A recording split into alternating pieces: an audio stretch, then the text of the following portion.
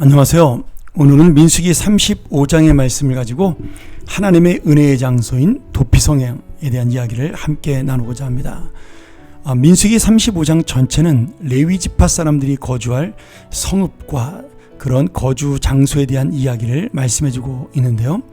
하나님은 이스라엘 12지파에게 모든 땅을 분배하면서 레위인들만큼은 땅을 분배하지 아니하고 이 12지파 사이에 그 땅을 함께 살 수 있도록 내어주라고 말씀을 하셨습니다. 그렇게 해서 12지파 사람들이 레위 지파 사람들에게 주어야 할 성은 일반 성 42개와 도피성 6개, 이렇게 총 48개의 성을 제공해야 했죠. 하나님께서 이렇게 하신 이유가 있습니다. 레위 지파는 하나님의 제사와 또 율법 교육을 맡은 특별한 사명자들로서 12지파 사이에 살면서 그들에게 하나님의 말씀을 가르치고 율법대로 교육을 하고, 그리고 그들이 제사를 지낼 수 있도록 그렇게 도움을 주는 그런 사명을 맡겨 주신 것입니다. 영적 지도자의 사명을 맡겨 주신 거죠. 그리고 그들은 땅이 없어 농사를 짓지 못하니 그 주변에 있는 다른 지파의 11조를 통해서 그들이 생활할 수 있도록 하나님께서는 허락을 하셨습니다. 본문 1절부터 8절까지는 바로 이러한 일반 성 42개 레위 지파가 살아야 될 장소를 설명하고 있고요. 마지막 34절까지는 6개의 도피성에 대한 설명이 기록되어 있는데요. 저는 오늘 여러분하고 이 도피성에 대한 이야기를 잠깐 좀 은혜를 나누고자 합니다. 이 도피성은 요단강 동편에 3개, 그리고 요단강 서편에 3개, 이렇게 총 6개를 우리에게 주고 있는데요. 이 도피성은 이름 그대로 도망자들이 들어가는, 도망자들이 피난 가는 이 성입니다. 즉 사람을 우발적으로, 고의가 아닌 우발적으로 죽이거나 우연히 죽였을 때 그 살인자는 이 도피성으로 도망을 하여 다른 사람의 그 어떤 복수를 모면할 수가 있었던 거죠. 왜냐하면 당시의 구약의 율법은 눈은 눈으로, 이는 이로 갚아야 한다라는 동해 복수법이었습니다. 그러니 남의 생명을 빼앗은 자는 자기의 생명으로 갚아야 하는 것인데, 근데 이 살인을 저지른 사람이 일부러 그런 것이 아니라 실수로 만약 그랬다면 그 사람이 생명으로 갚는 것이 아니라 하나님께서 그를 피신할 수 있도록 그렇게 허락을 해 주신 겁니다. 그런 면으로 볼 때 이 도피성은 하나님의 정의와 하나님의 사랑을 보여주는 제도라고 할 수가 있습니다.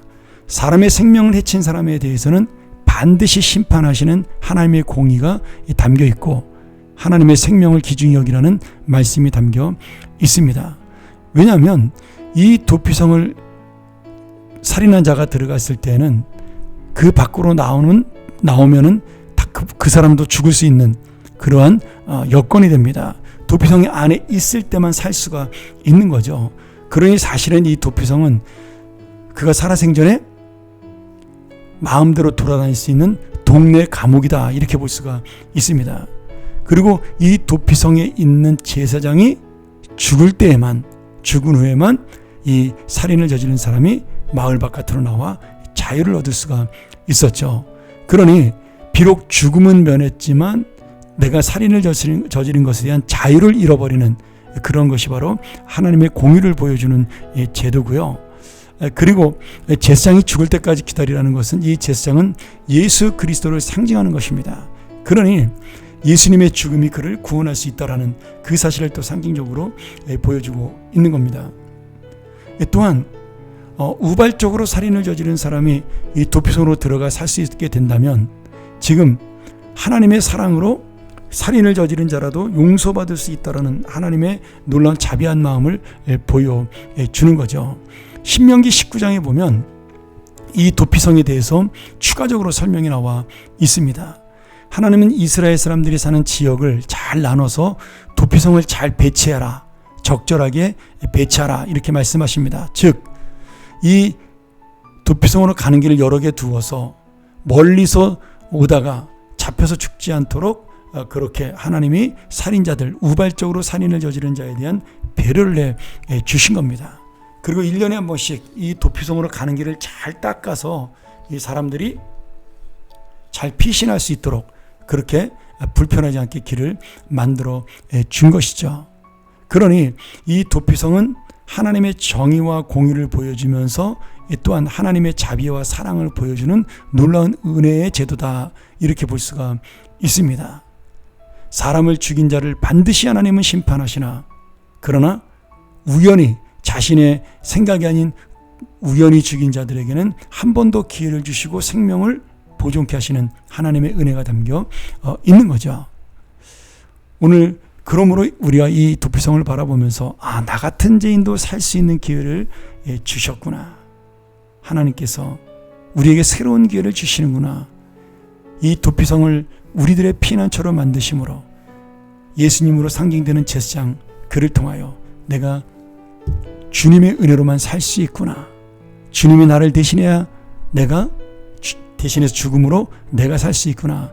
이것을 깨닫는 십자가의 은혜와 그 구속의 은혜를 상징적으로 보여주는 제도라고 할 수가 있습니다.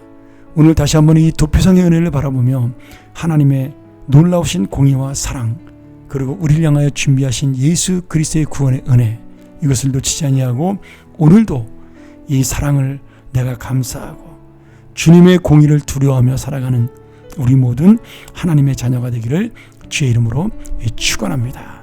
함께 기도하죠. 하나님 아버지, 하나님의 공의 우리가 놓치지 않도록 도와주시고 하나님의 사랑, 이것을 붙들고 살아가는 하나님의 자녀가 되게 하여 주시옵소서. 예수 그리스도의 은혜가 아니면 우리가 어떻게 이 죄인으로서 주님의 자녀가 되었겠습니까? 다시 한번 이 도피성을 바라보며 내가 어떤 마음으로 살아가고 어떤 감사함과 소망으로 살아가야 하는지, 또 하나님의 공의를 내가 두려워하며 살아가야 되는지 다시 한번 깨닫는 인생, 그 진정한 하나님의 은혜를 누리는 자녀가 되게 하여 주시옵소서. 예수님의 이름으로 간절히 기도합나이다. 아멘.